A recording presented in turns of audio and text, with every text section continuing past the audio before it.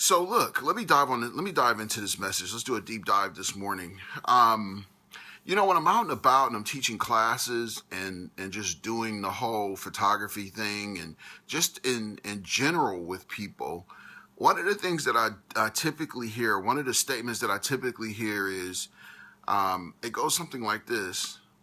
Yeah, I don't know if I could do that, or I'm having a hard time with this, or ooh, that just seems pretty difficult for me to do, or I'm not sure that I always hear doubt. Always hear doubt coming from people, and typically I just listen to see how much doubt and fear they're going to introduce. That's a total mindset, and that's thinking about life with the glass half empty.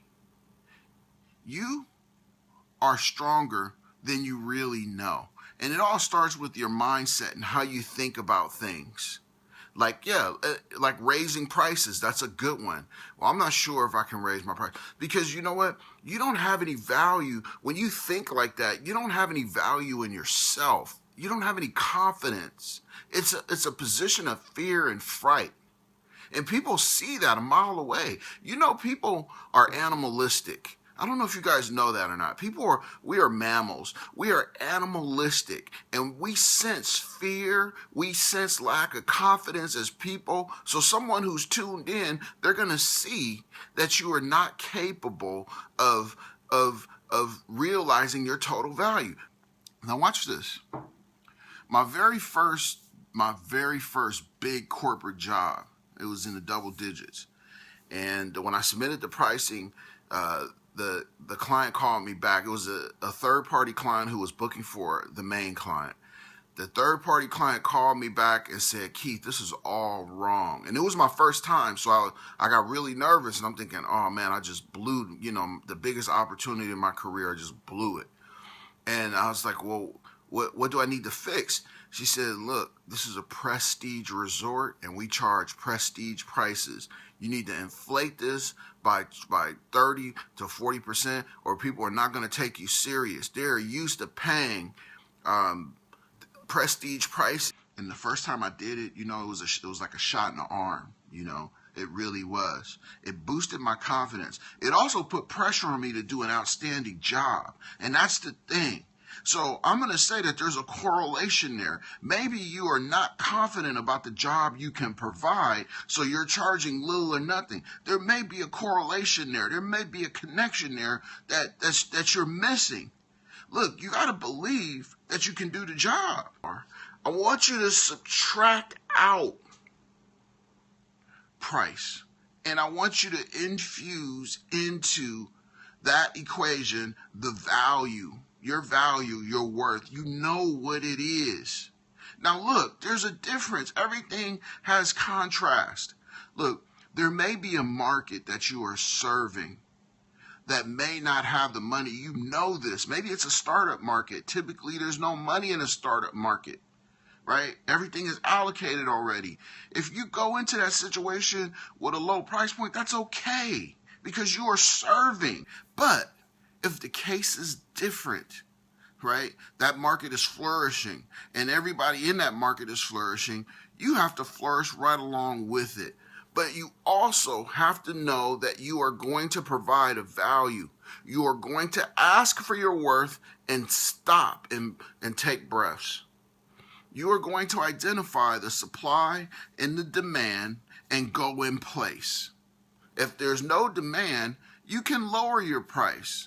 If there's high demand, you can raise your price.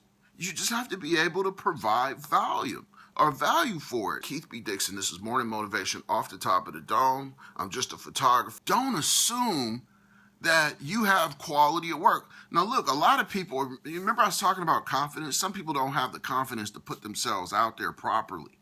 Watch this. Some people don't have the confidence to put themselves out there properly. I'm just going to sneak attack out there. You ever hear people sneak attack out there, which means I'm going to put my work out there. No, I know it might be busted here and there. Ain't nobody going to say that. I'm just going to put it out there and see what if I get somebody on the hook, I'm just going to keep rolling with it. No sneak attacks. Get your work qualified, personified, judgified. I'm making words up. You know I like to do that.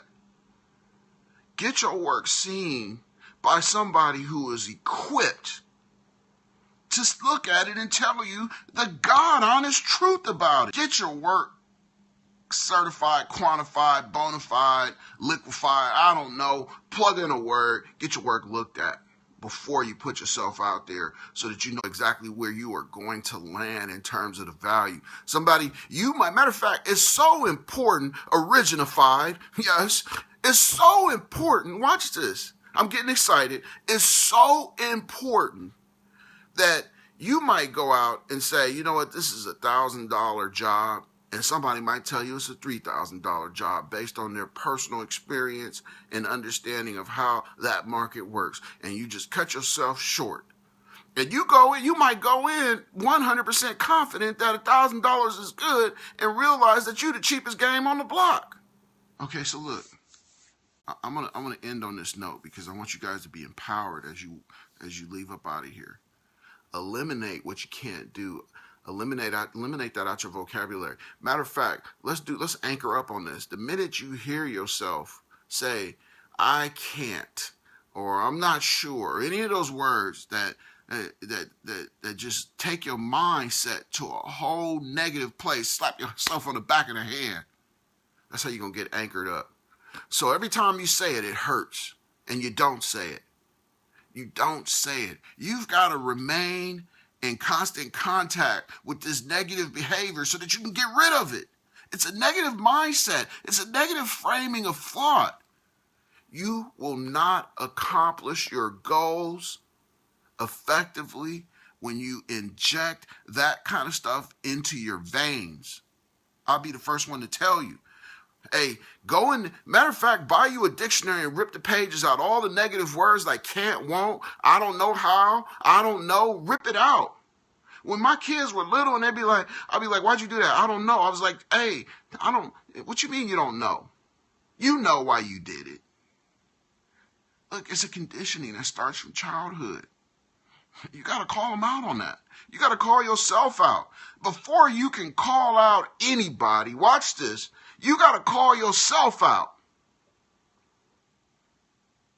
You have to call yourself out first. If something is going wrong, you are the first one to blame. I'm just saying. If you're in a confrontation or argument, right, you are the first one on the line. I want you to remember that. I want you to remember that. It takes two to tango. It's three sides. In our household, we say it's three sides to a story. Your side, my side, and what really happened. Because everybody's got a different interpretation. So if you ain't making it happen, right, what's the third party solution? Let's go.